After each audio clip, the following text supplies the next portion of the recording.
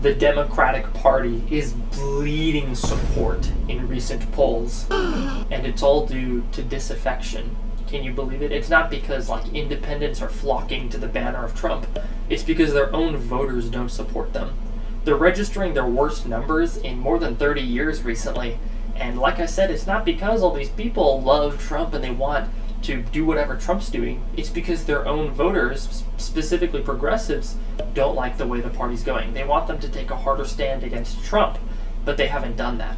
Meanwhile, more moderate voters want them to moderate a little bit, right? Maybe take a policy or two from Trump, but they have done neither of these things. In their infinite wisdom, the Democratic Party has decided to do literally nothing and just echo empty rhetoric about how they're the anti-Trump party and how they're the alternative and the real party of the people, meanwhile doing absolutely nothing except attempting to gerrymander already gerrymandered maps, which, no shock, kind of blew up in their face. But I digress. That's where somebody like me comes in, because I have big plans that I cannot share with you right now because the haters will sabotage me. I have plans that I cannot share with you. Sorry about that. Amid all of this, we may be expecting the Republicans to celebrate, right? I mean, who wouldn't? Their enemies have no leader, nobody even likes them, and they're literally not even opposing you. They're just letting you run wild, do whatever you want. And yet, that's not happening at all. In fact, recently Democrats retook the advantage in party affiliation. At the same time, Trump's approval is pretty low, lower than it's been really throughout his entire second term at the moment, at the time I'm recording this, and it's totally cratered among young voters. He's like minus 45, according to some polls, among young voters. That's a disaster. At the same time, if you ask voters if Trump is doing what he promised, a lot of them say that he is not doing what he promised. And this is totally different from what happened when he took office, where like 75% of voters, 70%, something like that, were saying he's doing what he said he would do. But especially if you look at young male voters today, a lot of voters have changed their mind. They're saying Trump is not doing what he said he would do, right and left.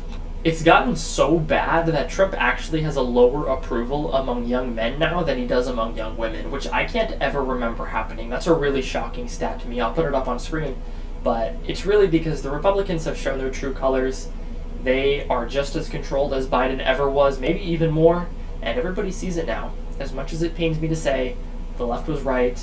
Trump is just like a corporate goon, and he's just cutting their taxes because it benefits them, and at the same time he is a little bit too much of a fan of Israel, we should say. I'll leave it there, but with the two parties having a total favorability of about 72%, they're less popular than they have ever been as long as Gallup has had data, except for a single day in 2013, but we're going to ignore that. As far back as they have data, they're pretty much as unpopular as it gets. The voters want something new. It can't be disputed anymore, and you're going to get something new whether you like it or not.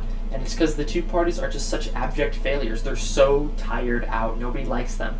The left sticks to the same few ideological points, and the right just does the opposite of whatever the left is doing. Because while the left is a single ideological unit, the right is a vast coalition of everybody who opposes the left. And left-wingers don't tend to understand this, but I'll make a whole video on that, so I digress.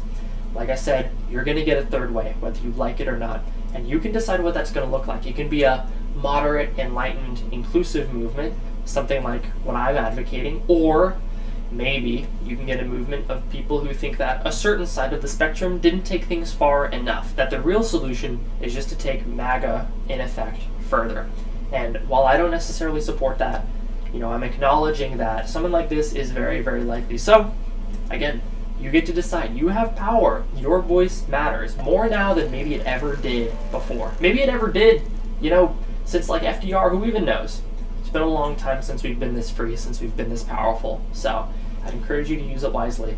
I'm going to leave a link in the description if you want to support us. It'll be a Patreon, and you can come and give us money because we're trying to make differences here on the ground where I live and in other places. We're trying to get people together online, and if you want to be a part of that, comment, like, subscribe, share the video, but I think you're going to like what comes next. I have more videos in the works. I'm sorry for abandoning you all. I was gone for more than a week, so that's my fault.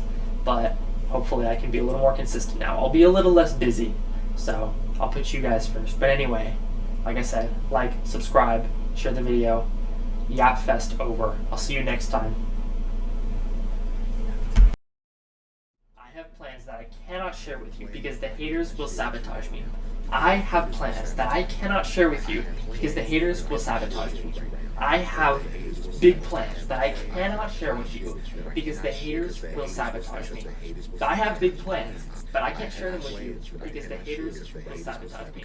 But believe me, big things are in the I works. have Big plans things that I are in cannot the share with works. you right now because the haters will sabotage me.